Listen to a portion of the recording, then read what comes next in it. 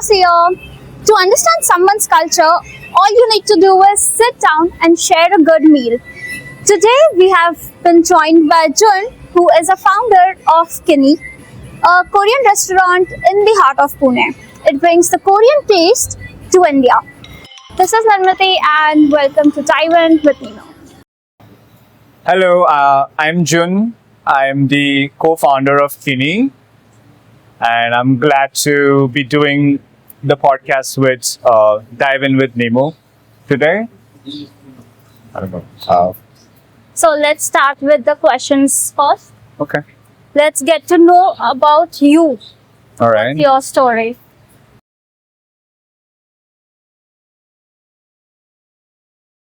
So, when did you decide to come to Pune, to India, and stepping out of Korea?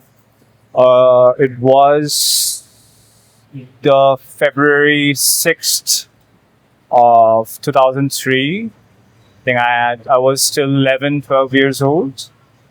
I distinctly remember this day because I think it has changed my life completely, from the others. I didn't have much of a say in this. As I've mentioned, I was just 11, 12. My mother had a very strong passion for education, and she wanted me to study abroad. So she had checked all the options, mostly English-speaking countries, America, Canada, Australia, Philippines even. Then somehow one of her friends had sent her children to India a year before I moved out. And apparently the experience was very pleasant and nice, and it was something very unique, not something you do experience in any other English-speaking countries. So she has requested if I would want to, and then I think I just blindly said yes without realizing the consequences of it. I was too young to Take your own decision. Yeah. So, when you first came to India, it was in 2003. And according to our previous conversations, you went out and then you came back to India in 2016, right? Yes. So, what pulled you back to India? So to get to that point, I'd have to probably explain a little bit of what made me change. So in Korea, I'm supposed to do a service of 2 years in the army. After that, I had decided to stay back in Korea, get a job. And when I was in a company, I was an office goer for about a year, and then there were too many toxic traditions back then in Korea. I mean, it's almost gone now, it's almost eradicated. But then one of the toxic cultures were, say, the office dinners, which was held almost every night. And even though back then I used to love drinking, but it was a little too much because we were usually forced to drink. And of course, besides the forced drinking, we are to also, please the seniors or the bosses. So till they are satisfied, we are supposed to continue drinking. And so sometimes there were times when we would be drinking till 3, 4 a.m., barely get a sleep, and then again report to work at 8, 9 a.m. So that repeated cycle has made me consider other options. Along with this, Korea especially Seoul, has a very quick-paced life. And it feels like you're always lagging behind. If you don't have any... So say if I don't have any other appointments or anything off schedule after my work, it feels like I'm not doing anything because everybody else seems to be doing extra studies or their hobbies or side businesses. So all of that combined together, and I've always wanted to do something in India since I spent my childhood and all my adolescence. I started considering the options, and yes, that's... So, what was the difference in 2003, 2016, and now 2026, Priya?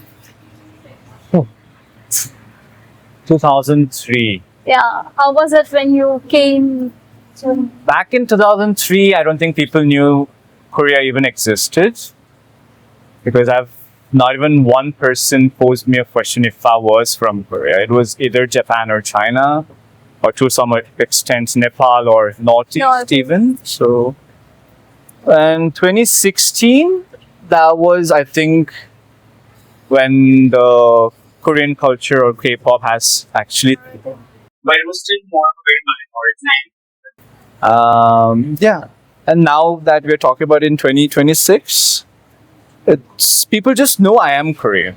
I don't know how. They just can distinguish me or Koreans from other East Asian ethnicities. So that's the major difference, I'd say. So, which was your first Indian food, and what impression did it leave behind? So to be very honest, I don't remember my first Indian food, but I could. Which was your favorite till now? favorite till now. Yeah. So I had back in my schooling days, I had befriended this friend from Kolkata, and that was my first ever Indian house or a city that I've traveled to Calcutta, and yeah, I think I stayed there for almost a week or so, and the Bengali food, the Bengali cuisine was just it's in a way very similar to Korean food as well. It was very, very delicious. That's something that left me a biggest impression so far. Have you ever tried Gujarati food? Gujarati food, yes, yes, I have tried. I think I have sort of tried all cuisines Here and there. from throughout India. I've visited Gujarat also a couple of times due to work or whatever. And yeah, their thalis, their sweets. I mean, that's what happens, right? Even if you go for a business trip, they will try to give you their best cuisines. They also invite you to their houses. Yeah, so And before opening Kini, what was your lifestyle? my lifestyle. There were a lot of ups and downs. I also faced a huge identity crisis back then because I felt like I don't belong neither in Korea nor in India. Because I have an understanding of both, but that didn't mean that I belong to a particular culture. So that was one thing I had gone through. Also, there was a huge failure in my career point because I wanted to join the embassy. So in which for almost about a year from Pune to Bombay, I would travel almost every month to volunteer for their events and ask for any placements. I've also back then I was also studying for politics. I had dropped out of it, and also there was actually a job. There was actually a position they were looking for in an embassy, the consulate. But then, although I was told I was one of the favorable one, it had actually gone to someone else who was I don't know, who was supposed to be a daughter of some major Korean company back then. So yeah, with those major drawbacks and failures, I couldn't focus in life much. So I actually did spend a year or two majorly just partying. Oh. Yeah. I had lost my motives in my life, and I wanted to. Yeah. So yeah.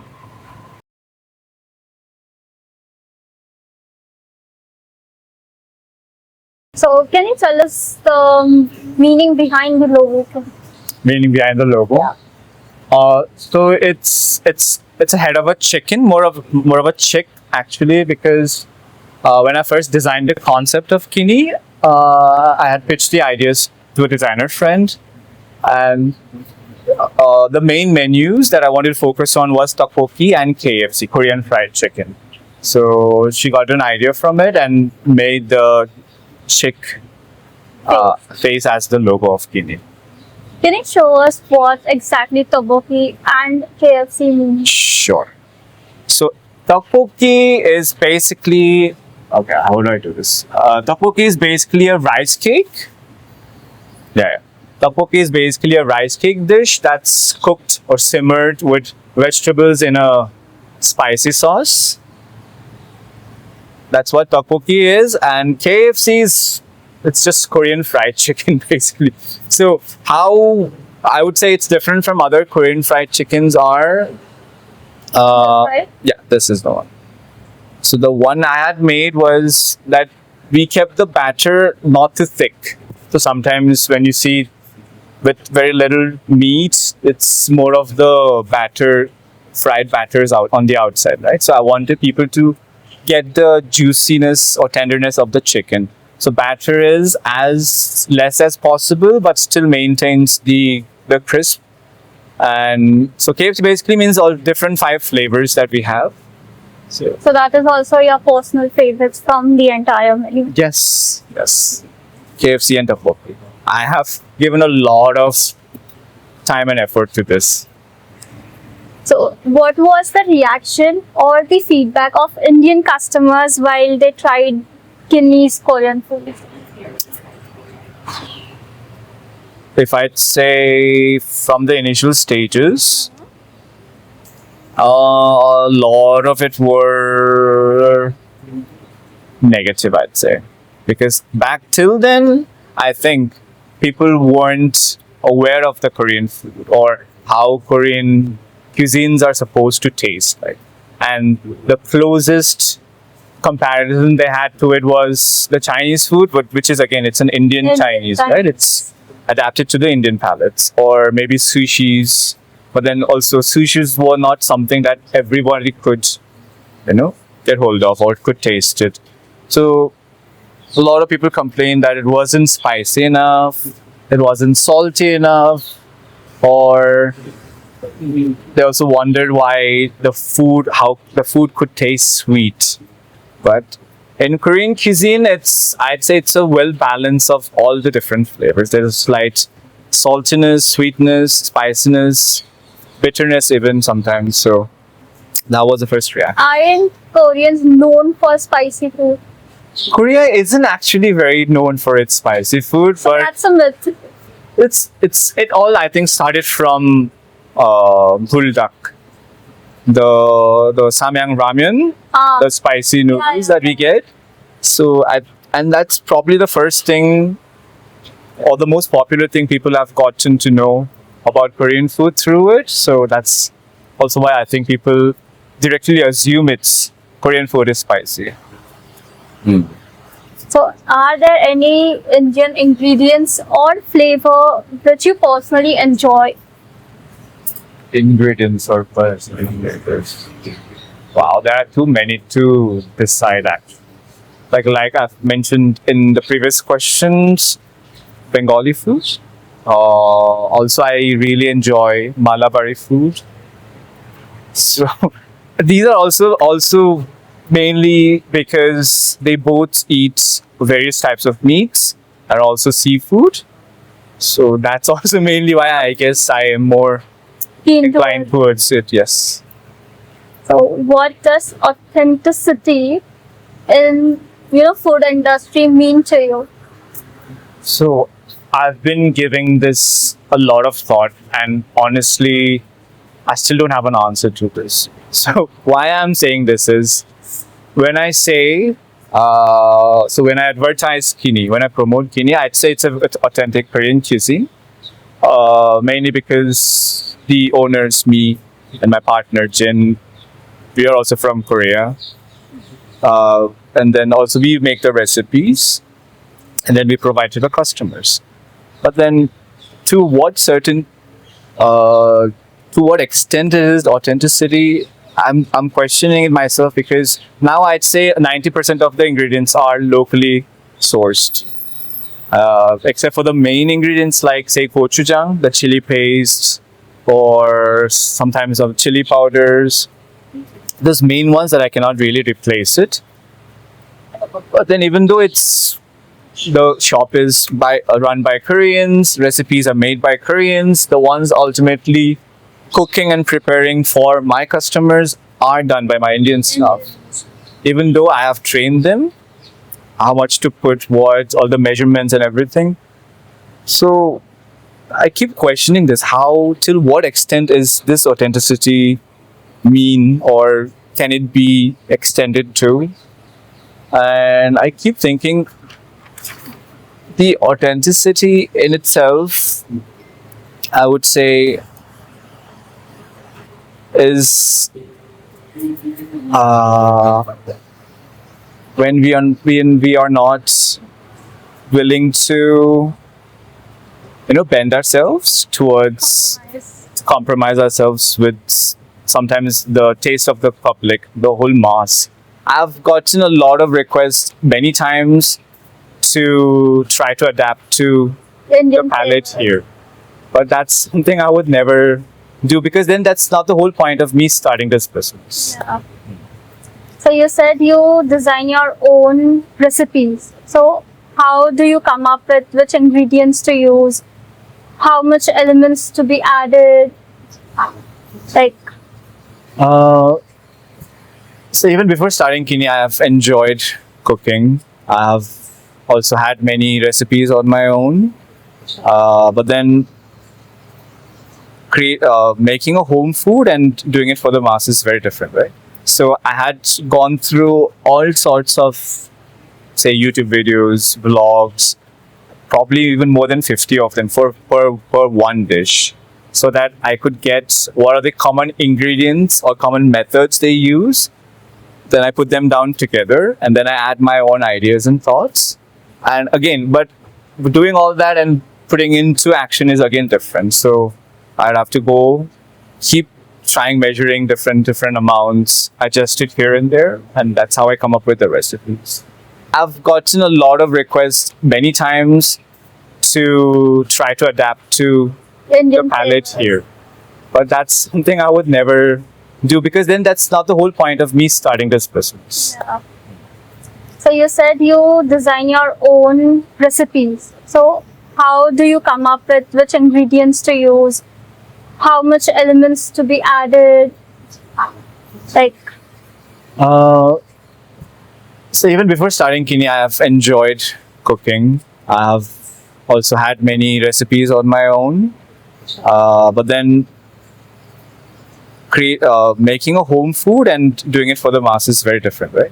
So I had gone through all sorts of, say, YouTube videos, vlogs, probably even more than 50 of them per one dish, so that I could get what are the common ingredients or common methods they use. Then I put them down together, and then I add my own ideas and thoughts. And again, but doing all that and putting into action is again different. So I'd have to go keep trying, measuring different amounts, adjust it here and there, and that's how I come up with the recipes. so how do you make the vegetarian version? How you decide to make the non-vegetarian version? Because I saw there are a few vegetarian dishes as well. Sorry. Yes. So how do you develop that approach? So this is again from the initial stage of Kini. What helped me create this the recipes vegetarians was from the understanding of the culture and people here. I wouldn't say majority, but at least 1/3 of the whole population are vegetarians, right? So I cannot completely ignore them if I am to provide food for the whole city. And so what I did was, so one of the main ingredients that goes inside for sauces or anything is an oyster sauce. Okay. So I have done the research. Now it's almost more publicly provided, but before then there were only one type from one company that did the oysters. It's an oyster flavored mushroom sauce. Okay. Okay. It's from the I'm forgetting the name of the mushroom. I'm sorry. I think it's enoki mushrooms or some mushrooms. So they make, so basically oyster sauce, how it's made is so there was one Chinese person who was a cook. He left the oysters Okay. for too long and it got burnt. And but when he tasted the flavor, it had those the taste, the flavors, the taste that we know now from the oyster sauce. That's how the oyster sauce was invented. So similarly, from the mushrooms when they overcook it. The flavors that arise from it, the aroma is now basically used to replace the original oyster sauce. So like that, I've found the replacements for all the ingredients that are basically being used. And that's how I come up with the vegetarian dishes first. So every recipes are done in vegetarian version first, and then I add. Vegetarians. So in India, like many people ask about shared kitchens, about veg and non-veg. So how do you keep it separate? How do you handle that part of the kitchen? Yes. So since we don't have separate kitchens for veg and non-veg preparation, so I could only do the maximum I could do about this. So fryers usually come in two. Oh. So one I would keep for vegetarians, one I would keep for non-veg. And when it comes to say chopping boards or knives, but usually if anybody who has done culinary practices or studying would know that you use different chopping boards and knives for different ingredients. Vegetables are separate, meats are separate, seafood is also separate. Okay. So I keep that in mind. I tell that to my staff, train them to use separate ones. That's how we prepare. So basically, instead of keeping the kitchen separate, the utensils are separate, Yes. chopping board and the materials are kept separate. Yes, yes.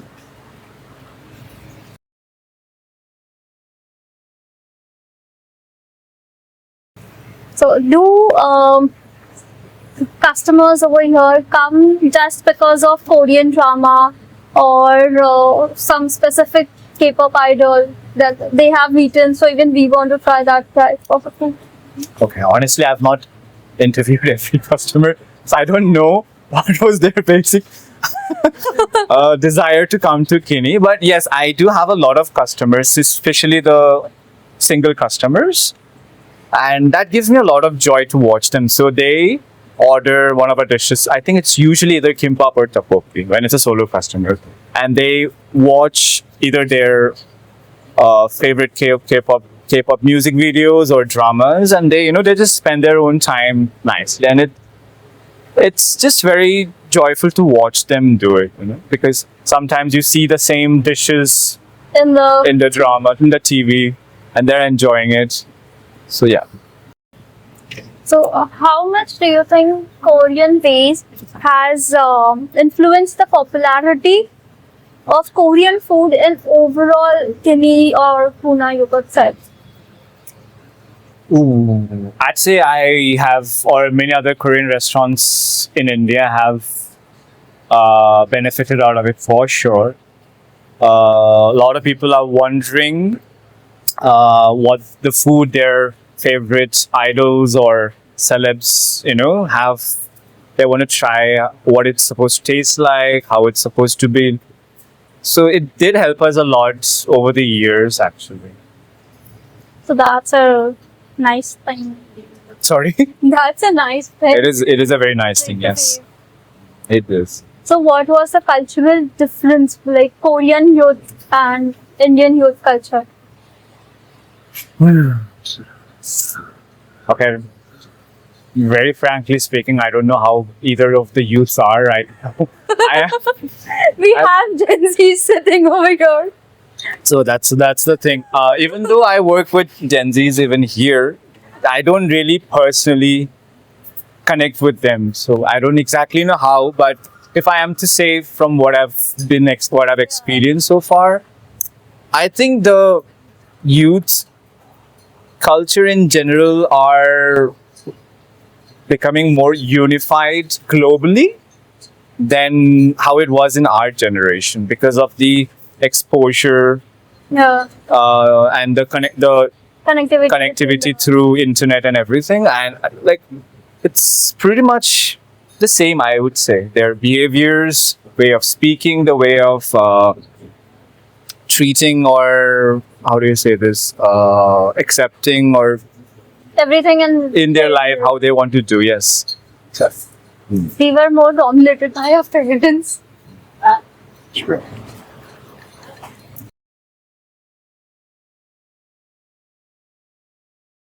So what do you think that Indians misunderstand and understand about Koreans? Something. Koreans. Yeah.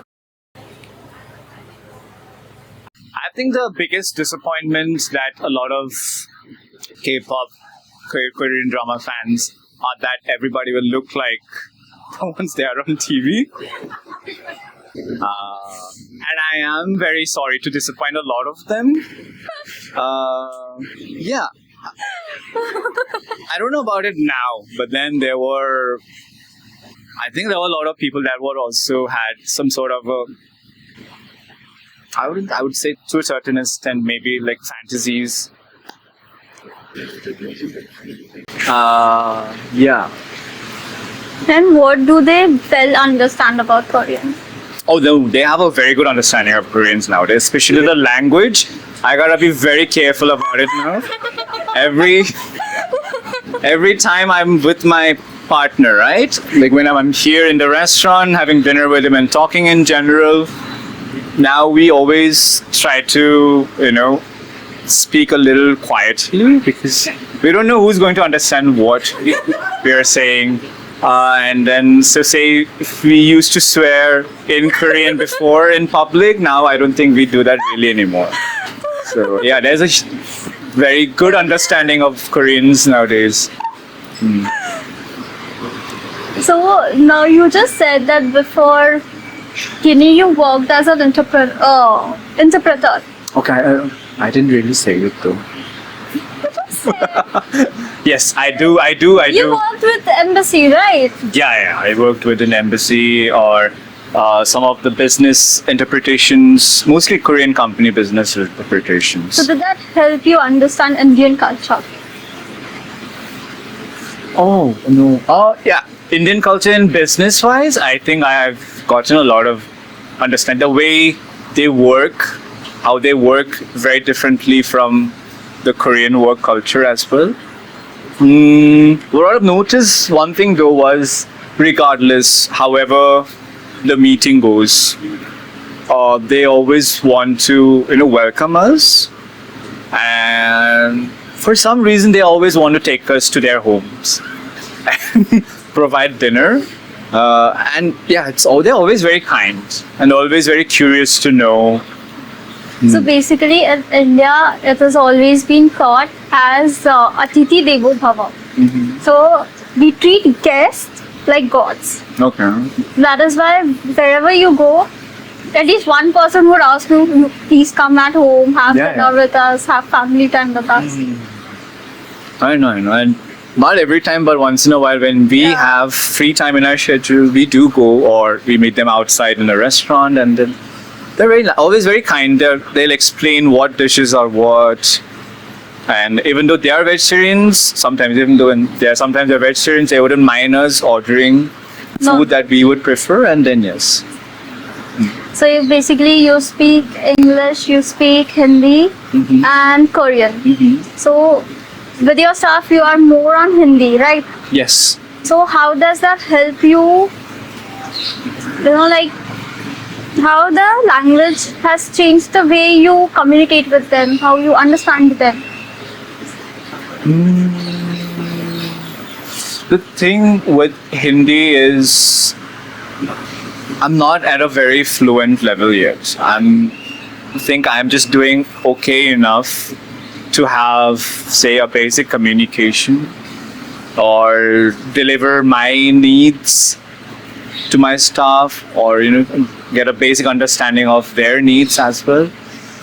It does help me a lot to in order to understand their demands and needs. But yes, I would wish that I was a little more fluent, and then I could have more of a connection between us. So people often travel to Korea. What places you would recommend a person should travel, except for Seoul, like the typical ones, except for the typical ones? Except for the typical ones. Some hidden gems, you mean? Yeah. Wow. Oh. So it would. It would depend hugely on how they usually plan their travels. So, say if you're a foodie, I'd recommend you travel to the southwestern part, which is called Cholado. Cholado. Chola province Oh. is has been famous for their food and their preparation of food and their delicacies as well. So that's where I would suggest for that. But if you're more into the nature, then I would say towards the eastern coast, Kangwon province. So say a city called say Sokcho it's a straight road of town where on the one side is the sea and on the other side is the whole ray of mountains. So once you are driving at one point, you see the seaside, you see the sea coast on one side and the mountains on the next. It's a very pretty view to Have you drive in. visited? Sorry? Have you visited the place? I have actually recommended this because my parents are living there right now. Yes. So it's very pretty. But yes.